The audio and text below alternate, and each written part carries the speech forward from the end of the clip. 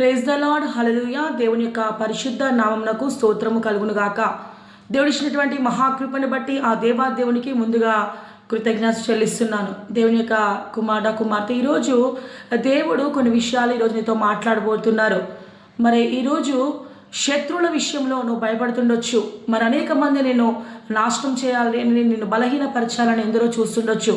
కానీ దేవుడు ఈరోజు నీతో స్పష్టంగా మాట్లాడబోతున్నారు. కీర్తన గ్రంథము 124 అధ్యాయంలో దావీదు రాసినటువంటి కీర్తన గ్రంథము. మరి ఫిలిష్తీయుల యొక్క దండు మరి అతని మీదకి వచ్చినప్పుడు దేవుడు చేసినటువంటి యుద్ధాన్ని బట్టి మరి దావీదు రాసినటువంటి కీర్తన గ్రంథము ఎంతో గొప్పదిగా మనం చూస్తున్నాం. ఇక్కడ 124వ కీర్తనలో మనుషులు మా మీదికి లేచినప్పుడు యెహోవా మనకు తోడై ఉండినెడలా, వారి ఆగ్రహము మన పైన రగులుకున్నప్పుడు యెహోవా మనకు తోడై ఉంటాడు. ఇక్కడ దేవుడు చెప్తున్న మాట, మరి మనుషుల యొక్క కోపము నీ మీదకి రగులుకుంటున్నప్పుడు, మరి దేవుని మీద నువ్వు ఆధారపడుతున్నప్పుడు ఖచ్చితంగా ఆయన నీకు కార్యాన్ని చేస్తాడు. ఇక్కడ దావీదు కీర్తన మాట్లాడిన మాట ప్రకారము ఈరోజు అక్కడ జరిగినటువంటి విషయం ఏంటి? దావీదు విషయంలో మనం చూసినట్లయితే మరి 2వ సమూయేలు 5వ అధ్యాయము 17 నుంచి 25వ వచనం వరకు మనము చూసినట్లయితే ఇక్కడ ఇశ్రాయేలు మీదుగా దావీదును రాజుగా అభిషేకించారు. ఇచ్చినప్పుడు అక్కడ దావీదు మాట్లాడుతున్నారు. అక్కడ ఏమని మాట్లాడుతున్నారంటే, జనులు ఇశ్రాయేలు మీద రాజుగా దావీదులకు పట్టాభిషేకము చేసిరని ఫిలిష్తీయులకు వినబడినప్పుడు, అప్పుడు ఆ దావీదు పట్టుకోవడానికై ఫిలిష్తీయులు అందరూ కూడా మరి దావీదు దగ్గరికి వచ్చారు. అప్పుడు దావీదు దేవుని దగ్గర విచారణ చేస్తున్నాడు. మరి మన జీవితాల్లో ఏదైనా ఆపద సంభవించినప్పుడు, ఏదైనా బాధ వచ్చినప్పుడు మనము చేయవలసినటువంటి ముఖ్య విధి ఏంటంటే, మొట్టమొదటిగా మనం దేవుని దగ్గర విచారణ చేయడము నేర్చుకోవాలి. దేవుడు చేసినటువంటి గొప్ప కార్యము, దావీదు దేవుని దగ్గర విచారణ చేయగా దావీదు చుట్టుపక్కల శత్రువులందరినీ దేవుడు ఓడించాడు. ఈరోజు ఈ వాక్యము ద్వారా దేవునితో మాట్లాడుతున్న మాట, నీ చుట్టూ ఎంతమంది శత్రువులు ఉన్నప్పటికీ కూడా నీవు దేవుని వైపు చూసి దేవుణ్ణి నిస్సందేహంగా అన్ని కార్యాలు చేసిన విశ్వాసం చేత నువ్వు దావీదు వలె నీకున్న శత్రువుల విషయంలో నువ్వు ప్రార్థన చేయి. మరి శత్రువుల యొక్క హృదయాన్ని ఆయన మార్చే దేవుడు.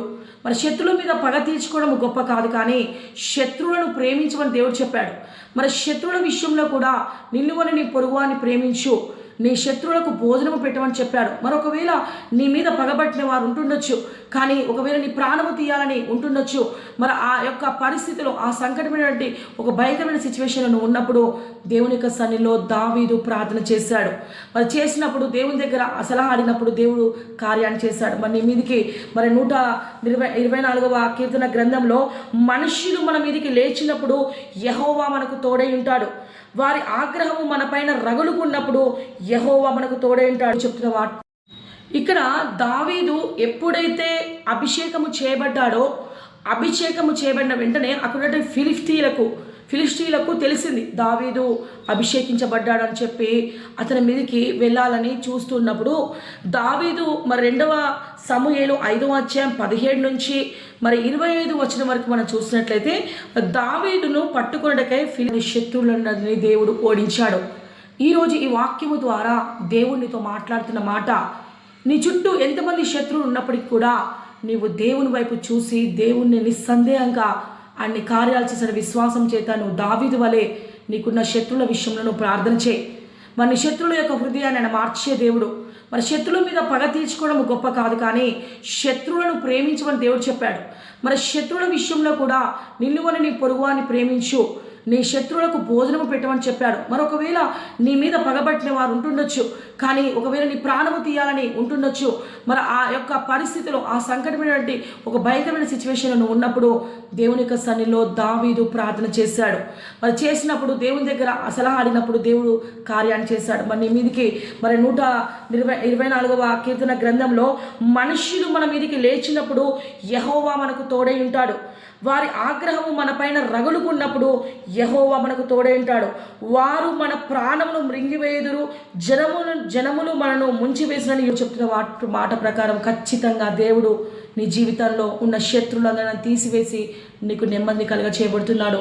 దావీదు ఏ విధంగా కీర్తన గ్రంథంలో ఈ విషయాన్ని తెలియజేశాడో మరి నీ జీవితంలో కూడా మరి నీ చుట్టుపక్కల ఉన్నటువంటి ప్రతి పరిస్థితులను సమాధానముగా చేసి నీకు కూడా ఒక మంచి పేరును ఆయన ఇవ్వబోతున్నాడు.